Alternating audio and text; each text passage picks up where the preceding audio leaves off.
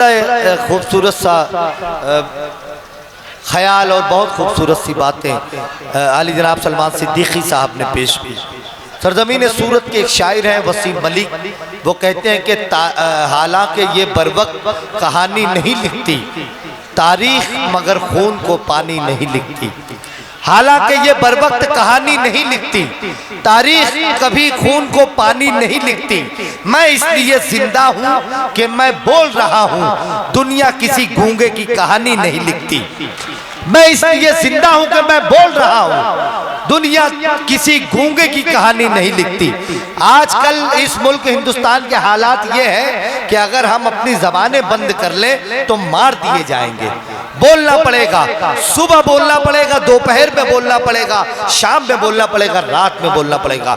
जब जैसा माहौल, जैसा वक्त, जैसा मौका है, बोलना पड़ेगा। एक ऐसे ही शायर को आपके सामने पेश करने जा रहा हूँ। वो बोलता है, बवांगे दोहल बोलता है, बेबाकी के साथ बोलता है, जुर्रत के साथ बोलता है, पूरे इजहार और पूरी ताकत के साथ बोलता है, जिसे आप और हम असद बस्तवी के नाम से जानते हैं।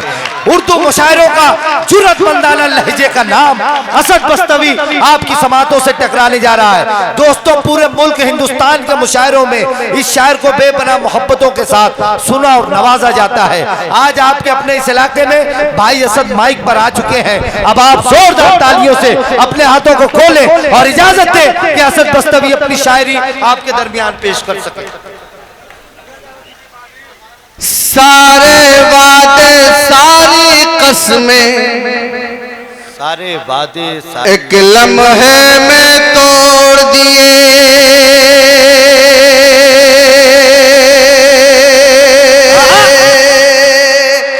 बहुत शुक्रिया, लग रहा है कि मैं जिंदा कौम के सामने हूँ।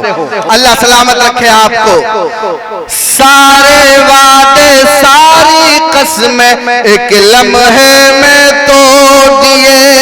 जीत के कुर्सी पाली लेकिन खुद से हार गए साहिब। जीत के कुर्सी पाली लेकिन खुद से हार गए साहिब। जनता तो उम्मीद भरी नजरों से तुमको देखती थी। जनता तो उम्मीद भरी नजरों से तुमको देखती थी। ऐसी क्या मजबूरी थी फिर पलटी मार गए साहब। ऐसी क्या मजबूरी साहब।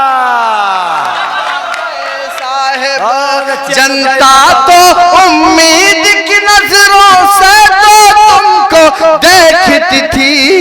ऐसी क्या मजबूरी थी फिर पलटी मार गए साहब। इफ्तिखार भाई हिंदुस्तान के मौजूदा हालात देखता था, बहुत मायूस था हिंदुस्तान के हालात को देखते हुए।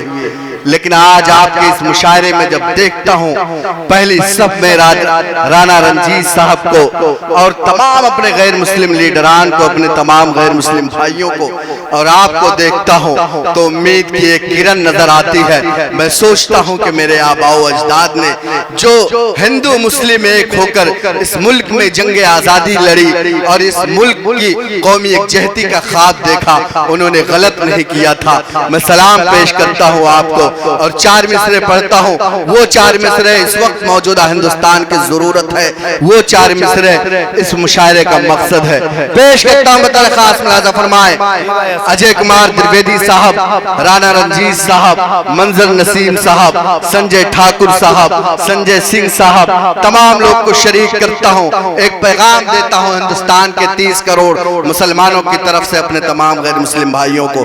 पेश करता हूँ, बता खास मुलाजा फरमाए। एक जगह सब मिल बैठे तो एक जगह सब मिल बैठे हर मुश्किल आसान बने। क्या बात है, एक जगह सब पूरी दुनिया में फिर अपने एक अलग पहचान बने। एक जगह सब मिल बैठे तो हर मुश्किल आसान बने।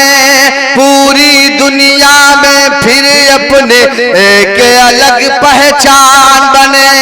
चोट अगर हिंदू को लगे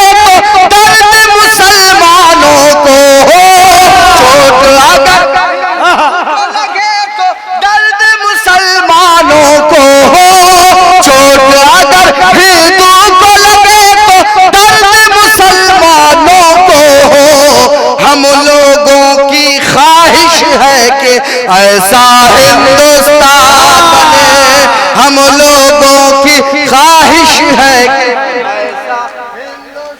वाह भाई वाह भाई वाह भाई वाह भाई, जिंदाबाद जिंदाबाद, क्या बात है भाई असद साहब। बहुत शुक्रिया, बहुत शुक्रिया। अल्लाह सलामत रखे आपकी पाकीज़ा समातों को। मुझे भाई अपने कैमरे को दिखाइए और दिखाइए कि ढाका और बिहार का एक एक बच्चा, एक एक नौजवान, एक एक बुजुर्ग इस मुल्क में कौमी यकजहती के हुकूक में है, इस मुल्क में अमन चाहता है, इस मुल्क में चैन और सुकून चाहता है। बहुत अच्छे भाई, वाह वाह वाह वाह वाह, बहुत शुक्रिया। मुझे रंजीत साहब की दुआएं नसीब हुई, लेकिन इस पूरे मजमे में मेरे ख्याल से जहां तक मेरी नजर जा रही है, अभी तक सिर्फ और रंजीत साहब अपनी मोहब्बतों का नजराना पेश कर रहे हैं। इनकी तरह दो चार मर्द मुजाहिद और भी आए ताकि ये रात और भी तारीख बने और यादगार बने। मैं चार मिसरे पढ़ना चाह रहा था। आपकी कौमी यकजहती को सलाम पेश करता हूँ। पूरा दुनिया जहां जहां उर्दू बोलती है आपकी तहजीब देख रही है। इंशाअल्लाह जो हमें धर्म के नाम पर लड़ाते हैं, जो हमें मजहब के नाम पर लड़ाते हैं, आपकी समातें उनके मंसूबों को नाकाम करेंगे, उनकी साजिशों को नाकाम करेंगे। मैं चार मिसरे पढ़ना चाहता हूँ। अल्लाह के रसूल को इस सरजमीन से ठंडी हवाएं जाती थी। मेरे नबी ने कहा जिस वतन में रहो उससे वफादारी करो। मेरे नबी ने कहा कि अपने मुल्क की सरहदों की हिफाजत करो। मैं चार मिसरे पढ़ता हूँ। मेरे नबी का ये पैगाम और हिंदुस्तानी मुसलमानों का ये पैगाम पेश करता हूँ। बता खास मुलाज़ा फरमाए। अमन मोहब्बत जिससे फैले करना है बस काम यही,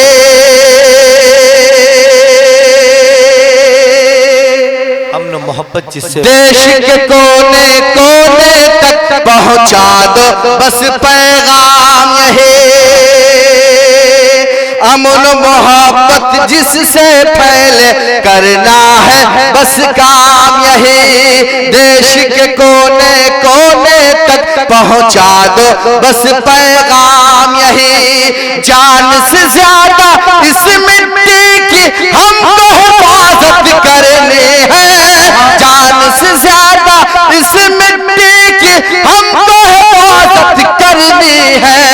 अपने वतन से इश्क करो तुम कहता है इस्लाम है, अपने वतन से इश्क करो।